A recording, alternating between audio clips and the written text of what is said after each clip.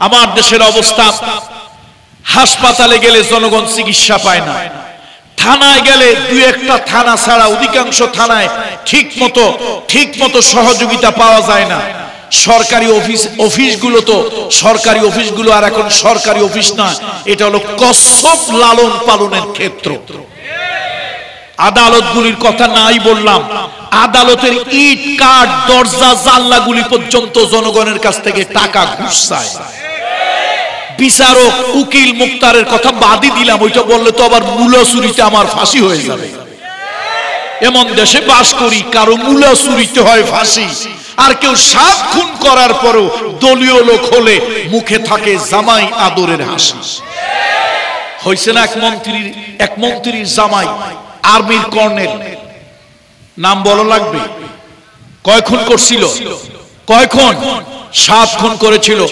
একটা লাশের পিছনে পেট ফেড়ে 28টা করে ইট বেঁধে শীতলক্ষা নদীতে ফেলে দিয়েছিল। কত নিরীহ মানুষ যে ফাঁসি হইতো। ধর্মের কল বাতাসে নড়ে, আল্লাহর আরশ থেকে ফয়সালা হয়েছিল, সেই 28টা ইট সুদ্ধা 7টা লাশ ভেসে উঠেছিল, না হলে নারায়ণগঞ্জে অনেক ইসলামপন্থী লোকের ফাঁসি হয়ে যেত। কিন্তু আল্লাহ তাআলা দুই একটা জালিমের শিক্ষা আল্লাহ তাআলা দেয়। এই জালিম অনেকগুলো অপরাধ করেছে, তার মধ্যে লক্ষ্মীপুরে ইসলামী আন্দোলনের একজন নেতা ছিল ডক্টর ফয়েজ। তার অপরাধ, সে হয়তো একটা ইসলামী দল করে, সংগঠন করে, এটা তার অপরাধ। কিন্তু রিকশাওয়ালা, ঠেলা, মজদুর, কুলি, সাধারণ মানুষ, গরিব মানুষ যে যেত তার সাথে, আলেম ওলামা, শিক্ষিত অশিক্ষিত সবার সাথে তিনি হেসে কথা বলতেন। রিকশাওয়ালা গরিব মানুষ, ডাক্তার মানুষ কাঁধে হাত দিয়ে কথা বলতেন। তার ছেলে ডাক্তার, ছেলের বউ ডাক্তার। যদি কোথাও চিকিৎসা গরিব মানুষ না পেত, কোন জায়গায় যদি ডেলিভারি করানোর খরচ না পেত, তার কাছে চলে গেলে তিনি একটা হাসি দিয়ে বলতেন, কত টাকা নিয়ে আসছিস? এত নিয়ে আসছিস। এত টাকায় তো হয় না, যা পারিস পরে দিয়ে যাস। কাজটা তিনি করে দিতেন।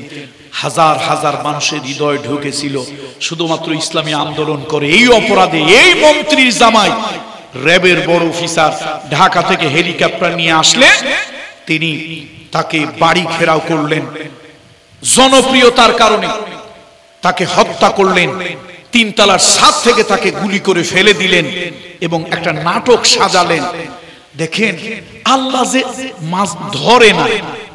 যে ধরে না, কিন্তু মাঝে মাঝে আল্লাহ ছাড়েন। কিছু কিছু জালিমদেরকে দুনিয়া আল্লাহ তাআলা শিক্ষা দেয়। এই ঘটনার পরে এমন কোন ঠেলাওয়ালা, গরিব মানুষ, ভিখারি, রিকশাওয়ালা তার জন্য মা মারা গেলে, বাপ মারা গেলে, ভাই মারা গেলে যেরকম কান্দে, এরকম চিৎকার করে আওয়াজ করে কেঁদেছে, আহারে আজকে আমাদের গরিবের দরদি, গরিবের ডাক্তার বিদায় হলো, তার ক্লিনিকে গিয়ে আমরা চিকিৎসা পাইতাম, জানিয়ে যাইতাম, তাইতেই চিকিৎসা হইতো, কঠিন চিকিৎসা তার কাছে গিয়ে পাইতাম। সেই লোকটাকে, জনপ্রিয়তাকে ঈর্ষায় তুমি হত্যা করেছিলে, তাকে নিষ্ঠুর ভাবে, নির্দয় ভাবে, পৈশাচিক ভাবে আল্লাহ তাআলা তার কয়েকদিনের মধ্যেই এমন কাজ তোমারে করলো। এখন তুমি 7 খুনের আসামি, আর্মির কর্নেলগিরি গেল জেলের মধ্যে। তবে যদি শ্বশুর মন্ত্রী না হইতো, আর আমার দেশের বিচার ব্যবস্থা যদি চেহারা দেখে, চোখ দেখে, দল দেখে, টাকা দেখে যদি বিচার না হতো, অন্তত আরো 2-5 বছর আগে তার ফাঁসি হয়ে যেত। ওরে ফাঁসি একবার দিলে হয় না, একবার দিলে ওর ফাঁসি হয় না। আল্লাহ তাআলার কাছে দরখাস্ত করে ওরে 70 বার জিন্দা করতে হবে, 70 বার ওরে ফাঁসি দিতে হবে। ও যে অপরাধ করছে, 70 বারের নিচে ফাঁসি হইলে ওর মতো একজন জালিম, স্বৈরাচারী, ওর মতো একজন সরকারি কর্মচারী, একজন গাদ্দার, জনগণের ট্যাক্সের পয়সায় যে গাদ্দার, জনগণের ট্যাক্সের পয়সায় বেতন নিয়েছে, সেই জনগণের সাথে গাদ্দারি করেছে, ওর মতো গাদ্দারকে আল্লাহ তাআলার আরশে আজিমে দরখাস্ত করে ওর হায়াত বারবার এনে 70 বার ফাঁসি দিলে তারপর ওর অপরাধের শাস্তি হয়। কিন্তু এখনো কোন জায়গায় আছে সে? কথা কয় না, কোন জায়গায় আছে? এখনো সে জেলখানায় আছে। মাঝে মাঝে মন্ত্রীর প্রভাব নিয়ে মাঝে মাঝে জেলে তো থাকেই না, থাকে হাসপাতালে এয়ার কন্ডিশনের মধ্যে। পত্রিকা আপনারা দেখছেন, একবার পত্রিকা আসছিল, তিনি হাসপাতালের এয়ার কন্ডিশন রুমের মধ্যে মহা আনন্দে আছেন। জোনায়েদ বাবুনগরী সাহেব, আপনারা কেউ হেফাজতে ইসলাম পছন্দ করতে পারেন, কেউ অপছন্দ করতে পারেন, কেউ পক্ষে থাকতে পারেন, কেউ ঘৃণা করতে পারেন, এটা আপনার ব্যাপার। আমি এই ফতোয়া দেওয়ার জন্য এখানে আসি নাই। জোনায়েদ বাবুনগরী আল্লাহর একজন ওলি ছিল, পলিটিক্যাল উইং, সেই উইং এর প্রধান ছিলেন মাহফুজ সাহেব, পুলিশ অফিসার মাহফুজ সাহেব। তাকে ইন্টারোগেট করতে গিয়ে, তাকে জিজ্ঞাসাবাদ করতে গিয়ে এত কঠিন নির্দয় নিষ্ঠুরের মতো তাকে অত্যাচার করেছে। হাই ভোল্টেজ বালতির ভিতরে পানি দিয়ে, তার মধ্যে হাই ভোল্টেজ দিয়া ওনাকে পানি পান করিয়ে, তারপরে পেট যখন ফুলে উঠেছে, বয়স্ক মানুষ প্রস্রাব এলে তো ধরে রাখতে পারে না, ওই পাত্রের উপরে প্রস্রাব করিয়ে তার যৌনাঙ্গে, গুপ্তাঙ্গে, পুরুষাঙ্গে তাকে ইলেকট্রিসিটি প্রবাহিত করে কষ্ট দিয়েছে। দেখেন, আমরা কই আল্লাহর বিচার নাই, এটাই তো বলি আমরা নাকি? মাঝে মাঝে দুই একটা বিচারই পৃথিবী তো আল্লাহ দেখায়। এ মাত্র কয়েকদিন পরে সেই অফিসার অন্য কেউ মারে নাই, তার নিজের যত সন্তান ঐশী, নাম কি, ঐশী তার নিজের বাপকে, গরু কুত্তা পাগল হইলে কুত্তারে যেরকম কোবায় কোবায়া, কুত্তারে যেরকম পিটায় পিটায় মারে, তার নিজের সন্তান, নিজের যত সন্তান, নিজের বাবার মাকে ওইভাবে কোবায় কোবায় মেরেছে। আমি যদি মারতাম আমারে ফাঁসি দিত, আমাদের সভাপতি মহোদয় মারলে তারে ফাঁসি দিত, আপনারা কেউ মারলে রাজাকার, স্বৈরাচার বলে, যুদ্ধ অপরাধী বলে, মানবতা বিরোধী বলে আপনারে ফাঁসি দিত। এখন ফাঁসি কারে দিবা? বাপ মা শেষ, মেয়েরে যদি ফাঁসি দেয় তো আরো একটা শেষ। লোকেরা কয় আল্লাহ নাকি বিচার নাই, আল্লাহ নাকি কি নাই, বিচার আসেনি না? নাই, বিচার আছে, আছে, আছে। শ্রদ্ধা, ভালোবাসা ও স্নেহ জ্ঞাপন করছি। আসুন আমরা সবাই মিলে আল্লাহ তাআলার শুকরিয়া আদায় করি, পড়ি আলহামদুলিল্লাহ। বিশ্ববিধাতা, সকল কায়নাতের সৃষ্টিকর্তা, আমাদের লালন পালনকারী,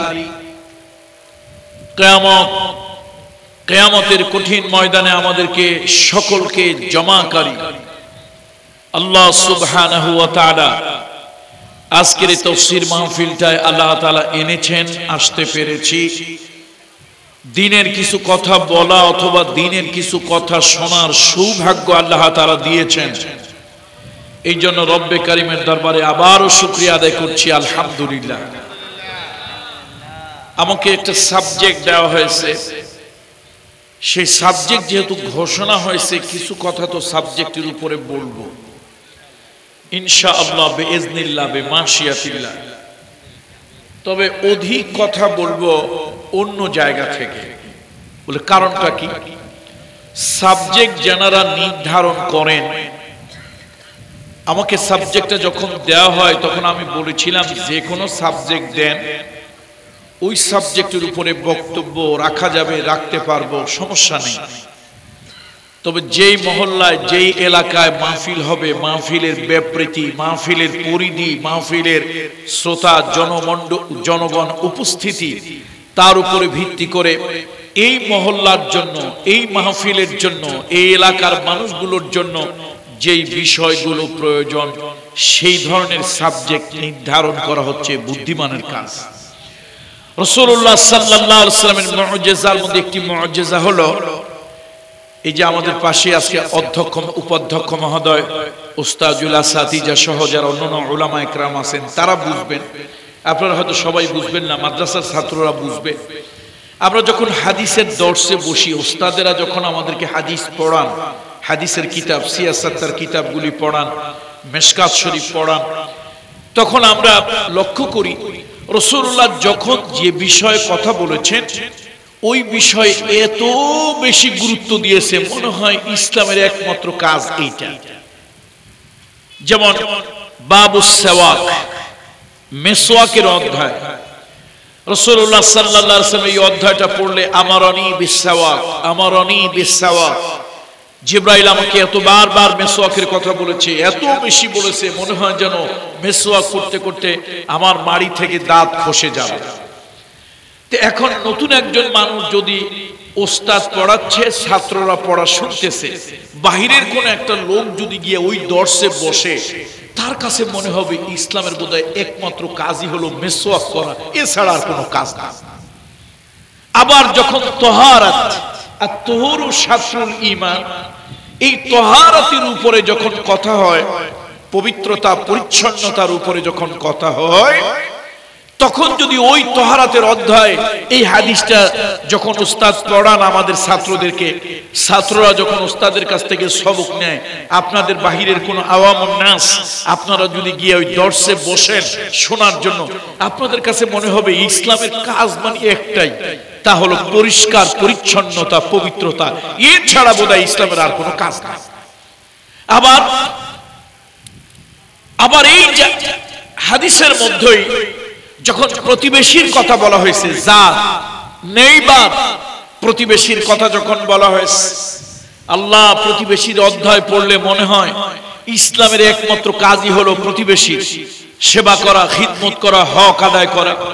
রাসূলুল্লাহ তো বলেই ফেলেছেন, প্রতিবেশীর ব্যাপারে আমার কাছে এত বেশি জিবরাইল বলেছে, আমি তো এই আশঙ্কা করছিলাম মিরাসি সম্পদের মধ্যে আল্লাহ তাআলা প্রতিবেশীর ব্যাপারে না জানি কোনো অংশ ঢুকিয়ে দেয়। আবার যখন নামাজ, সালাত নিয়ে কথা, মা বাপের খিদমত নিয়ে কথা, জিহাদ ফি সাবিলিল্লাহ নিয়ে কথা, এক একটা বিষয় পড়াশোনা করলে, এক একটা বিষয় অধ্যয়ন করলে মনে হয় ইসলামের কাজ এইটাই। এর কারণটা কি? কারণ হলো ওই যে বলছিলাম, আল্লাহ তাআলা মুহাম্মদ রাসূলুল্লাহকে কিছু মুআজিজা দিয়েছিলেন। আল্লাহর নবী যেই মজলিসে যখন কথা বলতেন, নবীজি গায়েব, আল্লাহ তাআলা যে অর্থে আলিমুল গায়ব, আল্লাহ তাআলা যেই অর্থে গায়ব জানে, মুহাম্মদ রাসূলুল্লাহ সাল্লাল্লাহু আলাইহি ওয়াসাল্লাম ওই অর্থে, সম অর্থে আলিমুল গায়ব নন। নবীজি কিছু গায়ব জেনেছেন, জানতেন, তবে অবশ্যই তা আল্লাহ তাআলা তাকে জানিয়েছেন, অবশ্যই তাকে আল্লাহ তাআলা জানিয়েছেন। তো এখন রাসূলুল্লাহ সাল্লাল্লাহু আলাইহি ওয়াসাল্লামের একটা মুআজিজা হলো, আল্লাহর হাবিবের যত মুআজিজা, কোন কোন উলামা ইকরাম বলেছেন রাসূলুল্লাহর জীবনে 3000-এর ঊর্ধ্বে মুআজিজা সংগঠিত হয়েছে। আল্লাহর হাবিব তার মুআজিজাগুলোর মধ্যে অন্যতম একটা বড় মুআজিজা ছিল, নবীজি কোন মজলিসে খুতবা দিলে, বয়ান করলে, বক্তব্য দিলে, ওই মজলিসের শ্রোতাদের কোন জিনিসের অভাব, ওইটাকে তাকবীর দিয়ে, মানে বাংলায় আমরা বলি গুরুত্ব দিয়ে, ওই বিষয়টাকে গুরুত্ব দিয়ে রাসূলুল্লাহ কথা বলতেন। এক মজলিসে নবীজি মা বাপের গুরুত্ব, মা বাপের খিদমত, মা বাপের খিদমত, মা বাপের খিদমত, এত কথা আল্লাহ রাসূল সাল্লাল্লাহু আলাইহি ওয়াসাল্লাম বললেন যে মনে হলো ইসলামের একমাত্র কাজ হলো মা বাপের খিদমত। এক সাহাবী এসে বলল, ইয়া রাসূলুল্লাহ, হুজুর আমি তো আপনার সাথে জিহাদে যেতে চাই। নবীজি বললেন, না, তুমি বাড়ি ফিরে যাও, বাড়ি ফিরে যাও, তোমার মা বাপের খিদমত করো, এতেই তোমার জন্য জিহাদের সওয়াব হয়ে যাবে। কারণটা কি? জিহাদের থেকে কি মা বাপের খিদমত বড়? না, ওই সাহাবীর মধ্যে ওইটা অভাব ছিল, অথবা তার মা বাপকে দেখাশোনা করার মতো আর পৃথিবীতে কেউ ছিল না। মুহাম্মদ রাসূলুল্লাহ ওই মজলিসে ওই গুরুত্বটা দিয়েছেন। আপনারা কি আমার কথা বুঝতে পারতেছেন না পারতেছেন না? তাহলে শ্রোতাদের প্রয়োজন যা, মুহাম্মদ রাসূলুল্লাহ সাল্লাল্লাহু আলাইহি ওয়াসাল্লাম কথা বলেছেন তা। এখন আমাদের ওয়াজের কিছু সাবজেক্ট নির্ধারণ যারা করবেন, মওযু, এই যে আমরা খুতবা দেই, জুমার খুতবা, জুমার খুতবা, খুতবা কাকে বলে? স্পিচ। খুতবা হলো তিনটা জিনিসের সমন্বয়। প্রথম যেটা খুতবা শুরু হবে সেটা হলো হামদ ও সানা, আল্লাহ তাআলা মহামহিম, আল্লাহ তাআলার প্রশংসা এবং মানবতার বন্ধু হুজুরে আকরাম সাল্লাল্লাহু আলাইহি ওয়াসাল্লামের প্রতি দুরূদ সালাম। দুই নম্বর হলো সাবজেক্ট, মওযু। ইমামকে আল্লাহ তাআলার ইসলামী শরীয়তে একটা সুপ্রিম পাওয়ার দিয়েছে। ইসলাম যে কোনো সমাজে যে বিষয়টা প্রয়োজন, এই সমাজে বিয়ে শাদী হয় তবে যৌতুক নেওয়া হয় বেশি। ইমাম চিন্তা করলেন যৌতুকের বিরুদ্ধে আজকে একটা খুতবা দেব। এই সমাজে মানুষ মানুষকে সাহায্য করে না, তবে সুদে টাকা লাগায়।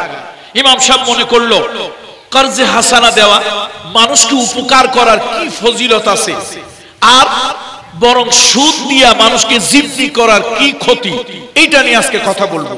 মানে আপনি দেশের নেতা, আপনি মসজিদ কমিটির সভাপতি, সেক্রেটারি, আপনি দেশের লিডার, আপনি দেশের ক্যাডার, ইমামকেই হুমকি দেওয়ার কোন যোগ্যতা আপনার নাই। আপনি ইমামকেই হুমকি দিতে পারেন না, এই যোগ্যতা আপনার নাই। আমি যা বলবো তার উপরই তুমি করবে। আমার দেশে দেখা যায় অনেক সময় অনেক জালিম শাসক, স্বৈরাচারী ডিক্টেটর শাসকেরা এ জাতিকে নিয়ন্ত্রণ করার জন্য, তাদের শাসন শোষণ বেশি করার জন্য তারা রাষ্ট্র থেকে জুমার খুতবা নির্ধারণ করে দেয় ইমামদের জন্য, যাতে করে মুসল্লিদেরকে এই খুতবার সাবজেক্ট মওজুর বাহিরে মুসল্লিদেরকে যেন ইমাম সাহেব কিছু বলতে না পারে। ফিল ইখতিতাম, সমাপনীতে হবে দোয়া। সমাপনীতে কি হবে? দোয়া। মহল্লার জন্য, মাইয়েতদের জন্য, জীবিতদের জন্য, মুসলিম মিল্লাতের জন্য ইমাম সাহেব দোয়া করবেন। এই তিন জিনিসের সমন্বয় হলো খুতবা, বক্তব্য। কাদ কুসিরাতুল জুমআ লিল খুতবা, খুতবার গুরুত্ব এত বেশি যে এই খুতবার কারণে নামাজ 4 রাকাত নামাজকে পর্যন্ত কাসর করা হয়েছে, খাটো করা হয়েছে, ছোট করা হয়েছে খুতবার গুরুত্ব অনুধাবন করার জন্য। তাহলে আমাকে যে সাবজেক্টটা দিয়েছেন, আমার তো মনে হয় মহল্লার মধ্যে, গ্রামের মধ্যে সাবজেক্টটা সাধারণ আওয়ামুন নাসের জন্য এটা কঠিন। নুরুল আনোয়ার কিতাবের ভিতরে আল্লামা মোল্লা জিউন রাহমাতুল্লাহ আলাইহি লিখেছেন, আল আওয়ামু কাল আনআম, আল আওয়ামু কাল আনআম, সাধারণ জনগণের বোধগম্য হয় এরকম সাবজেক্ট নির্ধারণ করাই উচিত। অসন্তুষ্ট হইলেন আপনারা আমার কথায়? অসন্তুষ্ট হইলেন? আমাদের দেশে অনেক সময় উলামা একরাম কথা বলেন, তাদের মওজু সাবজেক্ট ঠিক থাকে না। এক লোক, এক হুজুর এক এলাকায় ওয়াজ করতে গিয়েছেন, তো হুজুর মাশাআল্লাহ ওয়াজ করতে করতে এত বুজুর্গির ওয়াজ করছেন, শেষ পর্যন্ত তাকওয়া পরহেজগারির ওয়াজ করতে গিয়ে হুজুর বলে ফেলছেন, দেখেন মেয়ে মানুষ যে কাপড় পরে, এই কাপড় দিয়ে কোনো কাঁথা, মালসি ইত্যাদি বানালে এটা তাকওয়া পরহেজগারির খেলাফ, এটা গায়ে দেওয়া মাকরুহ তাহারা। তো হুজুরের কপাল খারাপ, যে এলাকায় মাহফিল করতে গেছে মাসটা ছিল মাঘ মাস। কি মাস? আপনারা কথা না বললে বুঝবো মাইকও নষ্ট, আপনারাও নষ্ট হয়ে গেছেন। কি মাস? মাঘ মাস। শীত কম না বেশি?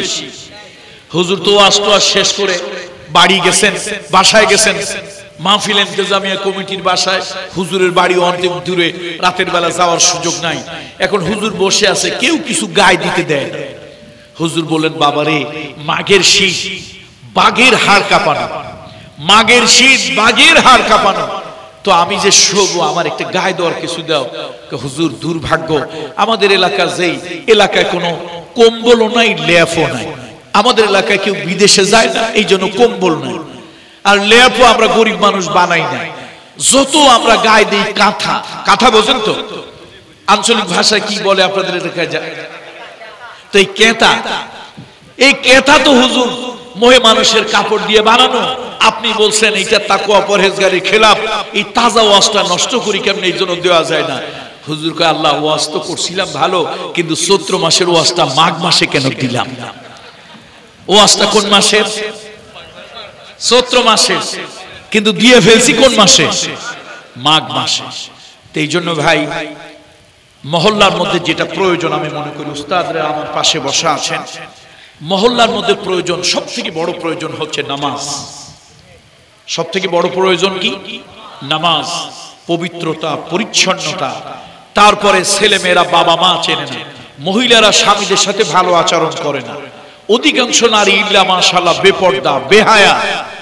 তারপরে ঈমান ভাঙ্গার কারণ অনেকেই জানে না, ওযু ভাঙ্গার কারণ তো কম মানুষই জানে, বা অনেকে জানে, ঈমান ভঙ্গের কারণ অনেকেই জানে না। বাতিল, তাগুত ইত্যাদি গোলামি করতে করতে এমন পর্যায়ে চলে যায় যে ডাইরেক্ট আল্লাহর সাথে শিরক হয়ে যায়। আর সব গুনার মাফ আছে, তওবা আছে, শিরকের গুনার কোনো মাফ নাই। এটা কঠিন একটা গুনাহ।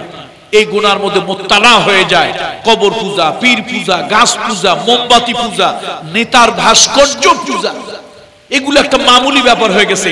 নামাজে কপালের দাগ আছে, নিয়মিত নামাজি, নিয়মিত হজে যায়, ওমরা করে, তাহাজ্জুদের নামাজও মাঝে মাঝে পড়ে, সেই লোকটাও বোঝে না নেতার ভাস্কর্যের সামনে ফুল দিয়ে মোমবাতি জ্বালিয়ে 1 মিনিট নীরবে দাঁড়িয়ে থাকা ডাইরেক্ট শিরক, ঈমান ধ্বংসের কারণ। এটা অনেক নামাজি লোকও ভালো বোঝে না। কেন বোঝে না? আমার দেশের হুজুরের আলেমেরা তারা চিন্তা করে চাকরির ভয়, এমপিওর বেতনের ভয়, বক্তারা চিন্তা করে কন্ট্রাক্ট করা হাদিয়ার ভয়। এগুলোর ব্যাপারে যদি কথা বলি তাহলে তো আমার কন্ট্রাক্ট হাদিয়া আসবে না, এগুলি যদি কথা বলি আমার খতিবগিরি থাকবে না, এই বিষয়ে যদি কথা বলি, আমার পীরগিরি থাকবে না। আমার কাছে যে লোকেরা মুরগি, গরু, ছাগল, কুত্তা নিয়ে, হাদিয়া নিয়ে আমার খানকায় যে আসে, এগুলো আর জনগণ নিয়ে আসবে না। সুতরাং গ্রামের ওয়াজগুলি এরকম হওয়া উচিত। মওযু যারা সেট করবেন তারা এই বিষয়গুলো চিন্তা করবেন। আমাদের মায়েরা কর্মজীবী মা, পেশাজীবী নারী, কর্মজীবী নারী আছে, সমাজে আছে, তবে তাদের খুব কম সংখ্যক, ফিউ নাম্বার। সুতরাং আমাদের মহিলারা যারা আছে, মোস্ট অফ দেম, তাদের পপুলেশনের আকসার হলো সামান্য শিক্ষিত। লজ্জার কিছু না, আমার মাও সামান্য শিক্ষিত, বাংলাটা ভালো করে পড়তে জানে, আরবিটা ভালো করে পড়তে পারে, লেখাটা কোনো মতে লিখতে পারে। আমার মাই শিক্ষিত, কিন্তু সন্তানদের কিন্তু শিক্ষিত বানিয়েছে আপনার মা, আপনার খালা, আপনার চাচি, আপনার বোন, সেম অবস্থা। সুতরাং কথা, এমন কথা মহল্লায় বলা উচিত। হ্যাঁ, এই সমস্ত সাবজেক্টগুলো সেমিনার সিম্পোজিয়ামে হলে ভালো হয়। সেমিনার সিম্পোজিয়ামে যারা বসেন শ্রোতা মণ্ডলী, তারা মেজরিটি পার্সেন্ট থাকেন, লার্নেড পার্সন, এডুকেটেড পার্সন, এবং তারা দেশ দুনিয়া সম্পর্কে খোঁজ খবর রাখেন, এরকম লোক থাকেন। সুতরাং সেইখানে ওইরকম সাবজেক্ট হয় ভালো। যা হোক, দিন কায়েম, সে বিষয়ের উপর তো কিছু কথা বলতেই হবে। বর্তমান বিশ্বের কিছু পরিস্থিতি তো বলতেই হবে, খুব লম্বা মওযুর উপরে কথা বলা যাবে না। তা আসুন, আমি প্রথমে এলাকার প্রয়োজনের জন্য হযরত লোকমান, জগৎ বিখ্যাত একজন ওয়াইজ, পৃথিবীতে শ্রেষ্ঠ ওয়াইজিনদের একজন। শ্রেষ্ঠ ওয়াইজিনদের একজন কেন বললাম? আজ থেকে হাজার হাজার বছর আগে, এখন যে আধুনিক রাষ্ট্র, রাজ্য সুদান, এরই কোন একটি জায়গায় হযরত লোকমানের জন্ম হয়েছিল। তিনি হাবশী, ইরিত্রিয়া, ইথিওপিয়া, সোমালিয়া, আফ্রিকা, এই অঞ্চলগুলোর মানুষের মতোই তিনি কালো ছিলেন, জনমের মতো কালো একজন মানুষ ছিলেন, খুব জ্ঞানী ছিলেন। আল্লাহ তাআলা তাকে অনেক পছন্দ করেছেন। এই দুনিয়ার মধ্যে কোন বক্তা, কোন ওয়াইজ, কোন খতিব, তার বক্তৃতা যদি আমরা পছন্দ, পৃথিবীতে থাকবে যতদিন হযরত লোকমানের বয়ান, হযরত লোকমানের ওয়াজ পৃথিবীতে থাকবে ততদিন। সুবহানাল্লাহ, সুবহানাল্লাহ। হযরত লোকমান কিন্তু ধনী না, গরিব মানুষ ছিল, সাংঘাতিক গরিব। জগৎ বিখ্যাত তাফসীর। ভাই, মাইকের যারা আছেন একটু ভালো করা গেলে চেষ্টা করেন। আমার তো মনে হয় সেই নূহ আলাইহিস সালামের যুগের মাইক আপনারা নিয়ে আসছেন। আদম আলাইহিস সালামের যুগের মাইক, নূহ আলাইহিস সালামের যুগে যে প্লাবন হয়েছিল, সেই বন্যার মধ্যে হয়তো চুবনি টুবনি খাইছে, যার কারণে মাইকের এই আধুনিক যুগে এরকম করুণ দশা মাইকের, তা তো বুঝি নাই ভাই। যা হোক, এখন তো কথা বলেও কোনো লাভ নাই, যা আছে এই অবস্থার উপরই সারতে হবে। তবে বক্তব্য খুব দীর্ঘায়িত করা যাবে না, সেটা বুঝতেছি। বক্তা যখন স্বাচ্ছন্দ্যে কথা বলে, তখন কথা দুইটা বেশি বলে।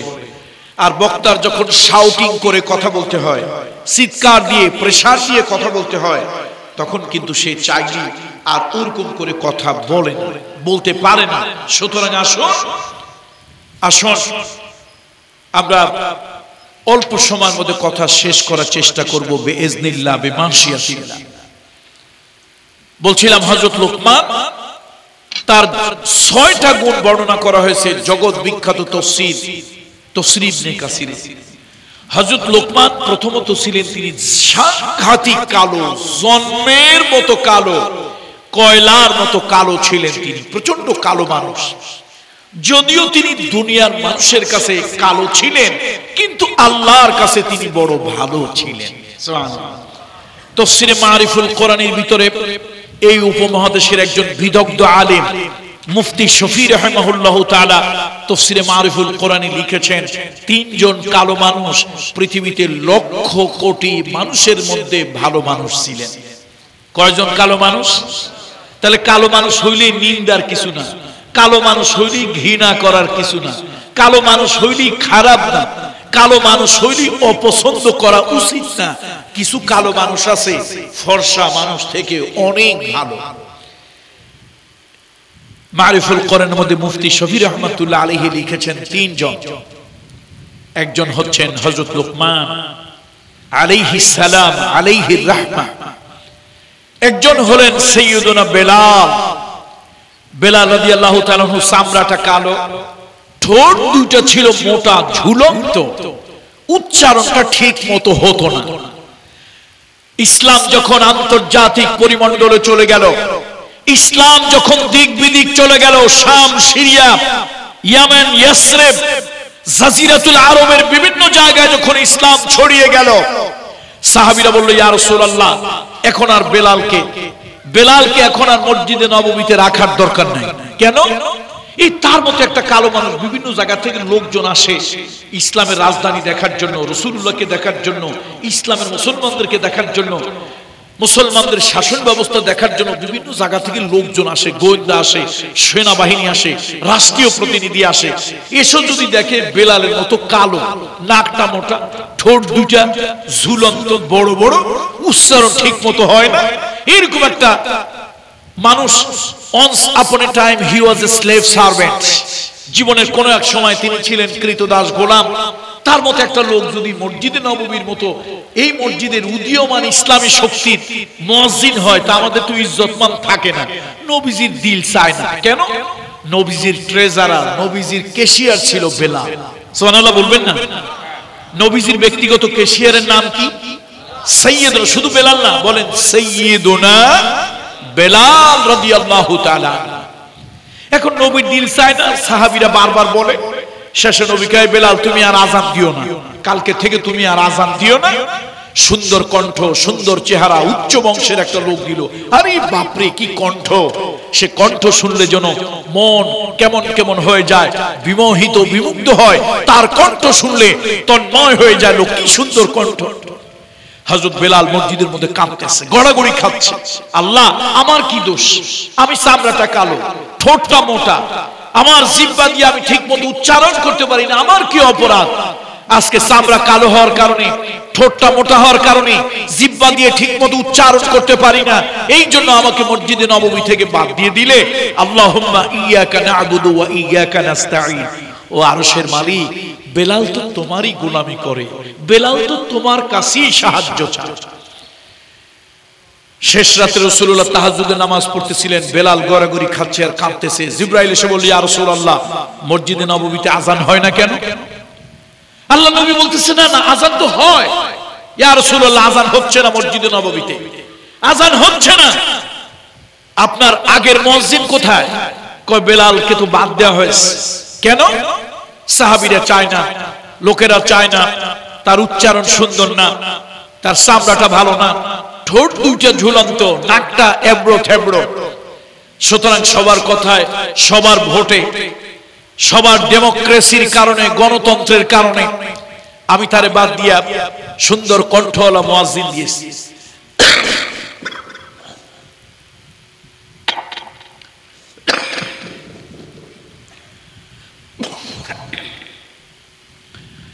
জিবরাইল আমিন বললেন, ইয়া রাসূলুল্লাহ, তাড়াতাড়ি বেলালকে ডাকেন, মসজিদে নববীর মিম্বারে, মিনারে উঠে বেলালকে আযান দিতে বলেন। বেলালের ওই ভাঙা ভাঙা কণ্ঠ,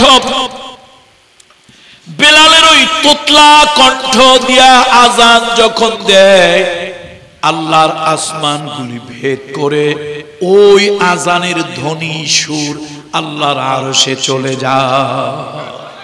ইয়া রাসূলুল্লাহ, তাড়াতাড়ি বেলালকে বলেন মসজিদে নববীর মিনারে উঠে আযান দিতে।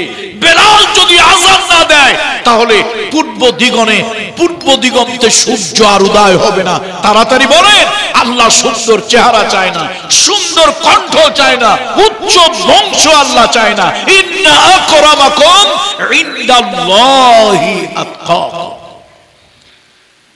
সুতরাং চামড়া কালো হলেই মানুষ খারাপ হয় না। আর একজন কালো মানুষ পৃথিবীতে কোটি মানুষের মধ্যে ভালো মানুষ ছিল। তিনি ছিলেন হযরত ওমরের কেনা কৃতদাস, একটি কৃতদাস গোলাম। আমি অনেক ঘাটাঘাটি করছি এই গোলামটার নাম কি। অনেক তফসির ঘাটাঘাটির পরে পেলাম এই গোলামটার নাম ছিল চাকরটার নাম ছিল, যাকে হযরত ওমর আজাদ স্বাধীন মুক্ত করে দিয়েছিলেন, তার নাম ছিল মাহজা। কি নাম ছিল? মাহজা। হযরত বেলালের একটা অভ্যাস, তিনি রাষ্ট্রের কাজবাজ দেখার জন্য গোপনে গোপনে যেতেন। তার কারণ এলাকায় যদি লোকজনকে জানিয়ে যান, এলাকার সব খারাপ মানুষগুলি সজাগ হয়ে যাবে। সাইয়েদনা ওমর গোপনে গোপনে ঘুরতেন। তিনি এক এলাকায় গেলেন, রাষ্ট্রের যে বরাদ্দ করা হয়েছিল সব টাকা জনগণের কাজে লেগেছে কিনা, রাষ্ট্রের কাজ কারবার ঠিক মতো হয় কিনা, জনগণের অধিকার ঠিক মতো জনগণ পায় কিনা। আমার দেশের অবস্থা, হাসপাতালে গেলে জনগণ চিকিৎসা পায় না, থানায় গেলে দুই একটা থানা ছাড়া অধিকাংশ থানায় ঠিক মতো সহযোগিতা পাওয়া যায় না। সরকারি অফিসগুলো আর এখন সরকারি অফিস না, এটা হলো কচ্ছপ লালন পালনের ক্ষেত্র। আদালতগুলির কথা নাই বললাম, আদালতের ইট কাঠ দরজা জানলাগুলি পর্যন্ত জনগণের কাছ থেকে টাকা ঘুষ চায়। বিচারক উকিল মুক্তারের কথা বাদই দিলাম, ওইটা বললে তো আবার মূলা চুরিতে আমার ফাঁসি হয়ে যাবে। এমন দেশে বাস করি, কারো মূলা চুরিতে হয় ফাঁসি, আর কেউ 7 খুন করার পরও দলীয় লোক হলে মুখে থাকে জামাই আদরের হাসি। হয়েছে না এক মন্ত্রীর জামাই আর্মির কর্নেল, নাম বলা লাগবে, কয় খুন করছিল? কয় খুন? 7 খুন করেছিল। একটা লাশের পিছনে পেট ফেড়ে 28টা করে ইট বেঁধে শীতলক্ষা নদীতে ফেলে দিয়েছিল। কত নিরীহ মানুষ যে ফাঁসি হইতো। ধর্মের কল বাতাসে নড়ে, আল্লাহর আরশ থেকে ফয়সালা হয়েছিল, সেই 28টা ইট সুদ্ধা 7টা লাশ ভেসে উঠেছিল, না হলে নারায়ণগঞ্জে অনেক ইসলামপন্থী লোকের ফাঁসি হয়ে যেত। কিন্তু আল্লাহ তাআলা দুই একটা জালিমের শিক্ষা আল্লাহ তাআলা দেয়। এই জালিম অনেকগুলো অপরাধ করেছে, তার মধ্যে লক্ষ্মীপুরে ইসলামী আন্দোলনের একজন নেতা ছিল ডক্টর ফয়েজ। তার অপরাধ, সে হয়তো একটা ইসলামী দল করে, সংগঠন করে, এটা তার অপরাধ। কিন্তু রিকশাওয়ালা, ঠেলা, মজদুর, কুলি, সাধারণ মানুষ, গরিব মানুষ যে যেত তার সাথে, আলেম ওলামা, শিক্ষিত অশিক্ষিত সবার সাথে তিনি হেসে কথা বলতেন। রিকশাওয়ালা গরিব মানুষ, ডাক্তার মানুষ কাঁধে হাত দিয়ে কথা বলতেন। তার ছেলে ডাক্তার, ছেলের বউ ডাক্তার। যদি কোথাও চিকিৎসা গরিব মানুষ না পেত, কোন জায়গায় যদি ডেলিভারি করানোর খরচ না পেত, তার কাছে চলে গেলে তিনি একটা হাসি দিয়ে বলতেন, কত টাকা নিয়ে আসছিস? এত নিয়ে আসছিস। এত টাকায় তো হয় না, যা পারিস করে দিয়ে যাইস। কাজটা তিনি করে দিতেন। হাজার হাজার মানুষের হৃদয় ঢুকেছিল শুধুমাত্র ইসলামী আন্দোলন করে। এই অপরাধে এই মন্ত্রীর জামাই, র্যাবের বড় অফিসার, ঢাকা থেকে হেলিকপ্টার নিয়ে আসলে তিনি তাকে বাড়ি ঘেরাও করলেন। জনপ্রিয়তার কারণে তাকে হত্যা করলেন।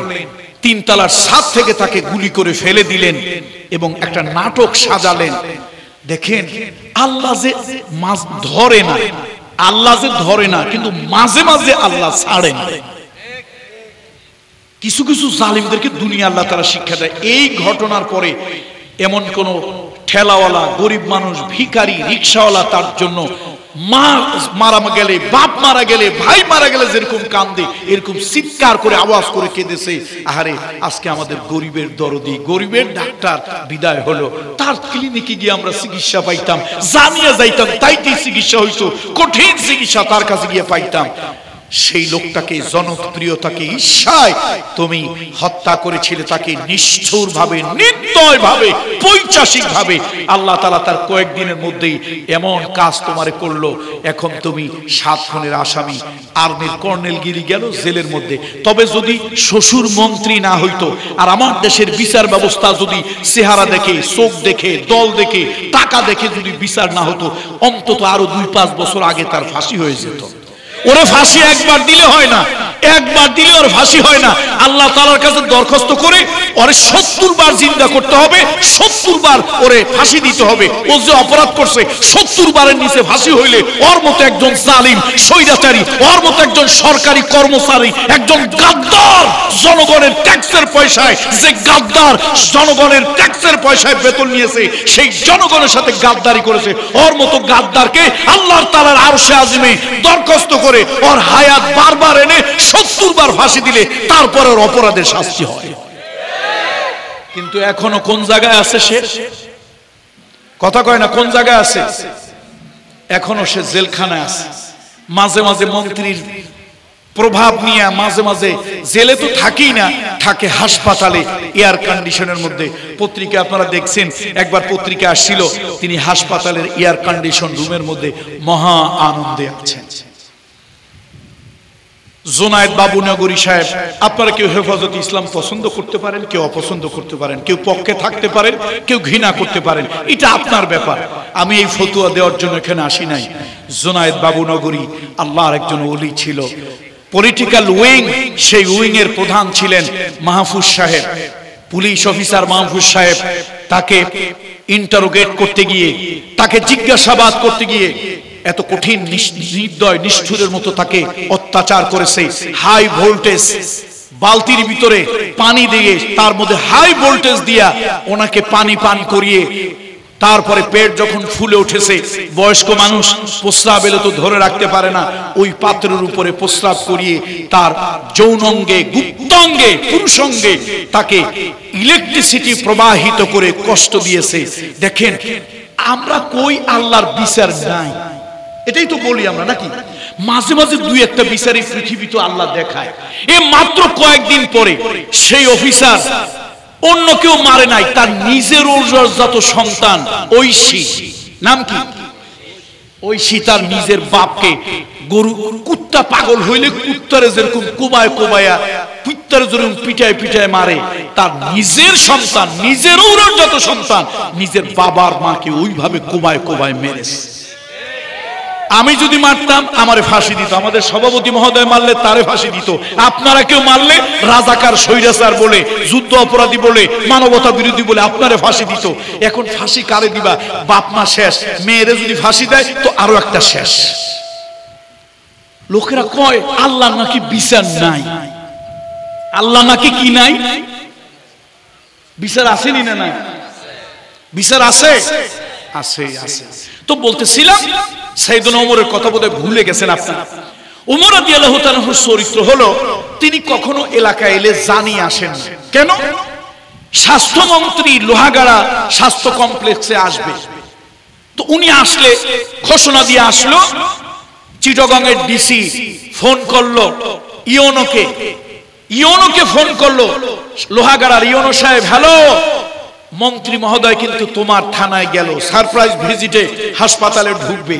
ভাই, অন্যদিন ডাক্তার আসে 9টায় আসার কথা, 9টার ডাক্তার 12টায় আসে। আজকে মন্ত্রী আসবে, হাসপাতাল ধকধকা, ঝকঝকা, ফকফকা, সাদা, পরিষ্কার পরিচ্ছন্ন, সব ঠিক।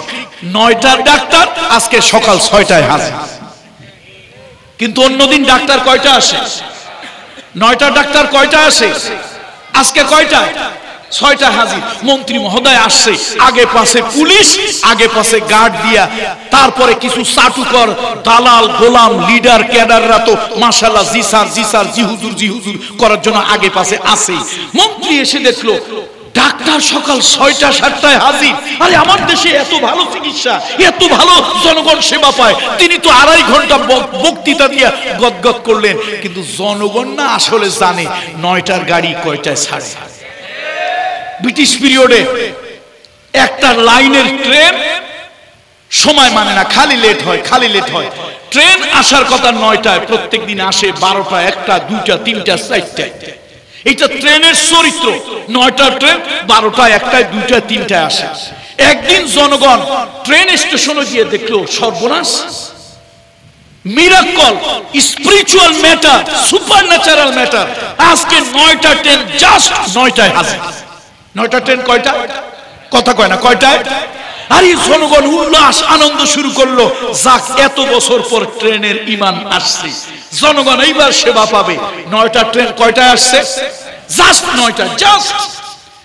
স্টেশন মাস্টার চিল্লাচিল্লি আনন্দ লাফালাফি দেখে বাইরে এসে কয়, এই মিয়া এত চিল্লাও কেন? এইটা 9টা ট্রেন ঠিক আছে, তবে আজকের না, গতকালকে। এটা 9টা ট্রেন তা ঠিক আছে, কিন্তু এটা কবে ট্রেন? আজকেরটা না, গতকালকে। তো ভাই, সাইয়েদনা ওমর কোন এলাকায় গেলে রাদিয়াল্লাহু তাআলা একটু বলবেন না? তার চরিত্র হলো তিনি কাউকে জানান না, উইদাউট এনি ইনফরমেশন।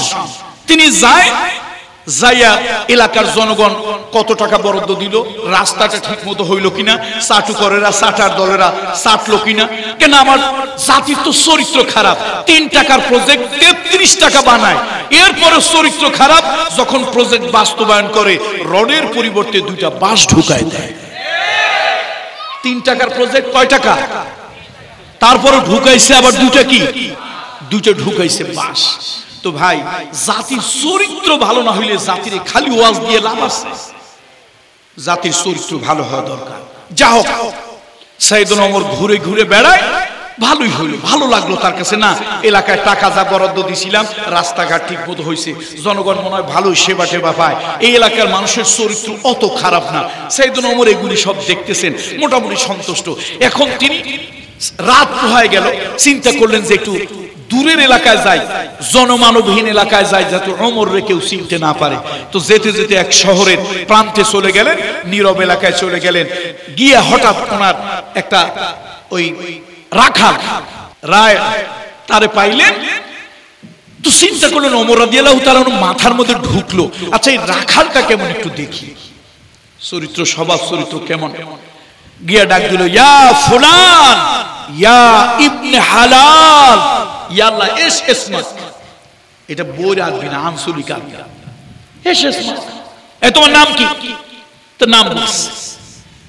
তুমি কে? এই ছাগলের পালের মালিক? বলে হ্যাঁ, ছাগলের পাল আমার। ও আচ্ছা, তোমারই তো খুঁজি। শোনো, আমার 2টা ছাগল খুব দরকার, কিছু দুধ দরকার, এই আমাকে বলো তো, দাও, কত নিবে?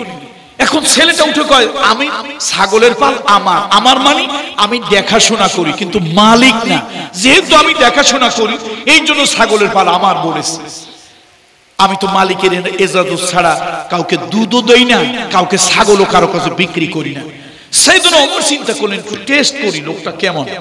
বলো, শোনো, আমার কিন্তু খুব দরকার, তুমি একটা কাজ করো, আমি তোমার 2 গুণ টাকা বাড়ায় দেবো, তুমি আমার 2টা ছাগল দাও, কিছু দুধ দাও।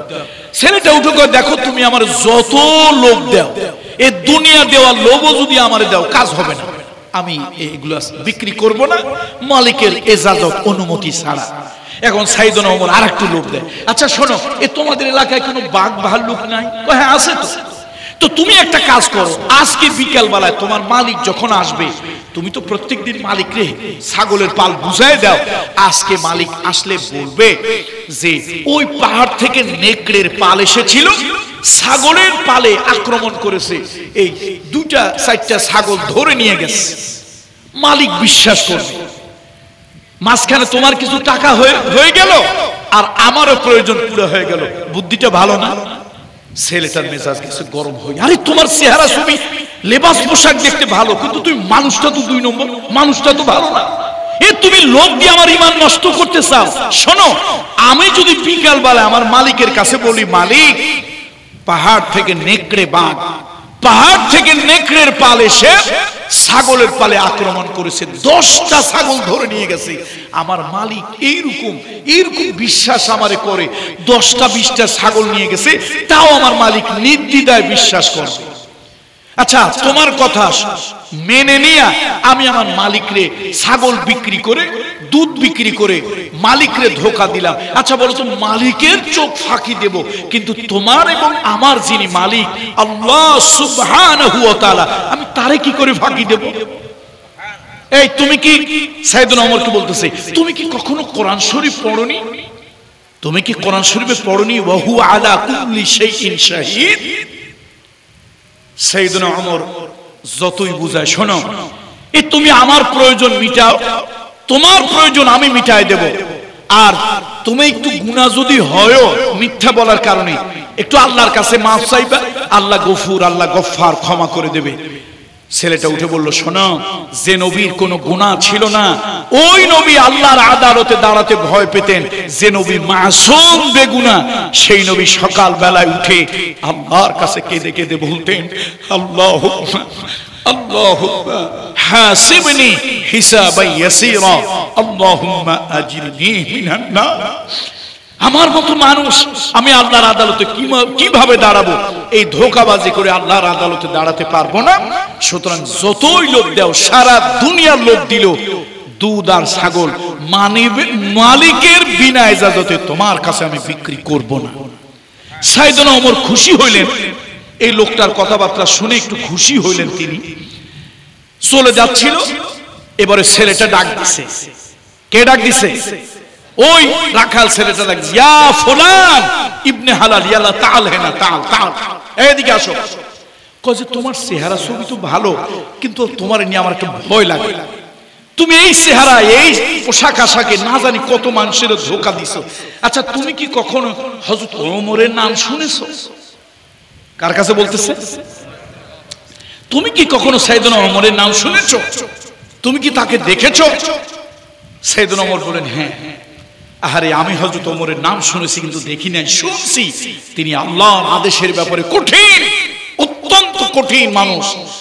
আমার মনে হয়, আমার মন চায়, আমি যদি সাইয়েদনা ওমরকে পাইতাম, তোমার মতো একটা প্রতারক ভণ্ড লোকের বিরুদ্ধে আমি মামলা দিয়া, আরজি দিয়া, নালিশ দিয়া, বিচার দিয়া তোমার আমি আচ্ছা করে শায়েস্তা করতাম। কেন আমার ভয় হয় তুমি কত মানুষের ঈমান এরকম নষ্ট করতে চেষ্টা করেছো। সাইয়েদনা ওমর থরথর করে কাঁপতেছে। লক্ষ বর্গ মাইলের ইয়ার, লক্ষ লক্ষ বর্গ মাইলের ইয়ার প্রেসিডেন্ট একটা বালকের কথায় থরথর করে ভয়তে কাঁপতেছে। বলো, তোমার মুনিবের নাম কি, বাড়ি কোথায়? ওই পাহাড়ের পাদদেশে আমার মুনিবের বাড়ি। আমার মুনিবের নাম ফুলান ইবনে ফুলান।